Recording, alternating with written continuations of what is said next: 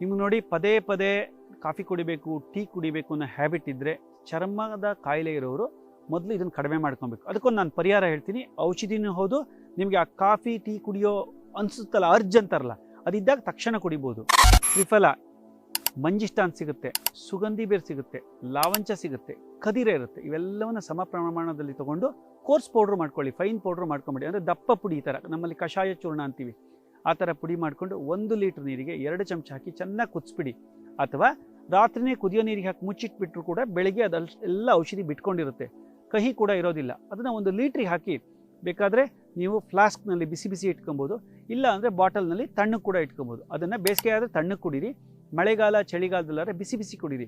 ಬಾಯಾರಿಕೆ ಆದಾಗಲೆಲ್ಲ 100 ಮಿಲಿ 1 ಲೋಟದಷ್ಟು ಕುಡಿತಾ ಬಂದರೆ ನಮ್ಮ ದೇಹದಲ್ಲಿರುವ ರೋಗ ನಿರೋಧಕ ಶಕ್ತಿಯನ್ನು ಜಾಸ್ತಿ ಮಾಡುತ್ತೆ.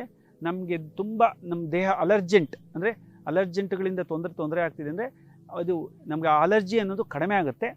ನೀವು ಕೂಡ ನಿಮ್ಮ ಚರ್ಮವನ್ನು ಸಂರಕ್ಷಣೆ ಮಾಡಿಕೊಳ್ಳಿ, ಒಳ್ಳೆಯ ಆಹಾರ ತಗೊಳ್ಳಿ, ಹಾಗೆ ಆನಂದವಾಗಿರಿ, ಆರೋಗ್ಯವಾಗಿರಿ.